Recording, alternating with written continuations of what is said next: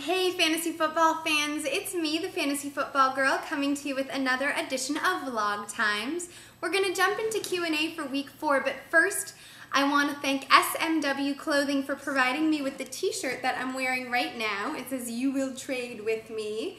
SMW Clothing is a great fantasy football apparel company. They have a lot of cool t-shirts and designs. So if you're looking for some new threads for Sunday or Monday night, feel free to check them out at smwclothing.com. I also want to thank everyone who tuned in last night to the Fantasy Football Guys podcast.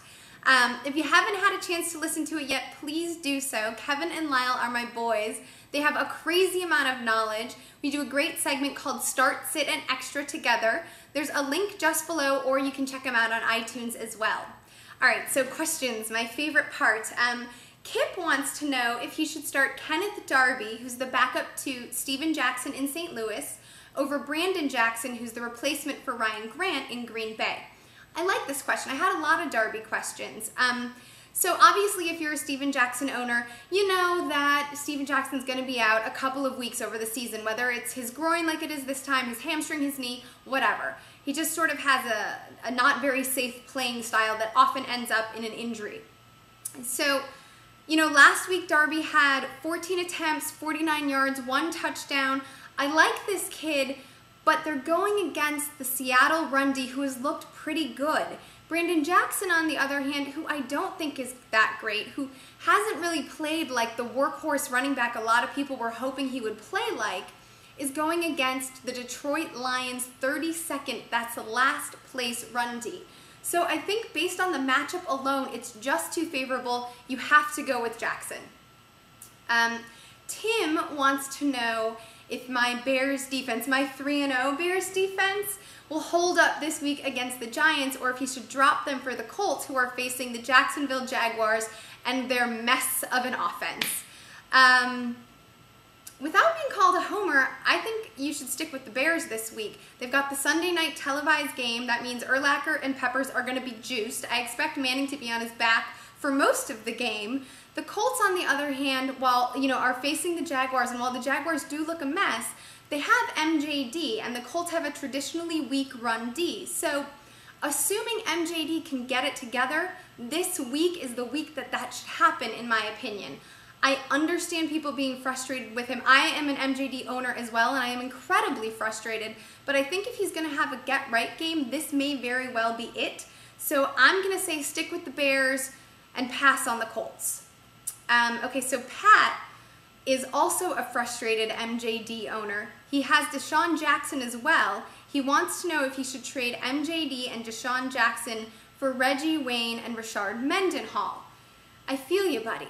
I feel you on the MJD frustration. However, like I said, they have the Colts D this week. There's a very good possibility that he could blow up this week. Also, I know that Mendenhall's been looking good, but Big Ben isn't back yet, and I don't know what's going to happen to his production come week 6. So I would say right now, sit tight, don't trade, just be patient. It's a long season. All right, Steve, who's a Fantasy Football Guys listener, has explained to me that he has a gut feeling about Dimitri Nance in Green Bay. Now, Dimitri Nance is the backup to John Kuhn, who I like, who's my start, if you notice, and Brandon Jackson in Green Bay. He's a little worried about making the move because Nance is a no-name player, really deep on the depth chart, and because of the Marshawn Lynch rumors that are swirling, and he's worried that Green Bay might acquire him and then Nance would be, not even worth it. So a non-factor, if you will. So he wants to know, A, does he take the gamble on Nance as a no-name? And B, if he does, should he drop Chester Taylor or Owen Daniels? He already has Finley and Hernandez holding it down for him in the tight end position. So I get a lot of questions like this that start with, I have a gut feeling about, or I really, really like so-and-so, or I think this guy's going to be one of those great sleepers this season. If that's your gut feeling, I always say go with it. 9 times out of 10, you'll be glad you did. Because if you don't go with it and he blows up, you're going to be kicking yourself for the whole season, right? And if you roll the dice on a long shot and it doesn't work out, well, it was a long shot. you know, but the risk reward is, you know, high risk, high reward. So I sort of feel like, Steve, if you are passionate about Dimitri Nance, regardless of what I say or the fantasy football guys say or Matthew Berry or Fabiano, who probably doesn't even know who Dimitri Nance is, then yeah, pick him up. Go for it. Why not? You know, and if you're looking for someone to drop and it's between Taylor and Owen Daniels, I think it's an easy choice. Go ahead and drop Daniels since you already have Finley, who's a stud, and Hernandez, who's looking like he has a lot of potential in New England. So yeah, absolutely. Go with your gut. 9 times out of 10, you'll be glad you did. And don't blame me on that 10th if you're not. All right, so here's my question for you guys. I'm in some running back trouble. I've got Ray Rice, Pierre Thomas, Tim Hightower, and Thomas Jones. So Thomas Jones obviously on a bye, can't play him. Tim Hightower looking good, but Beanie Wells is now back, and that knee doesn't seem to be bothering Wells, so I think Hightower's production will go down. Pierre Thomas, game time decision because of that ankle injury.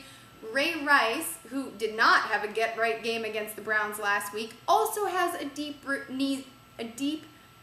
knee bruise, and he's facing the Steelers' run defense.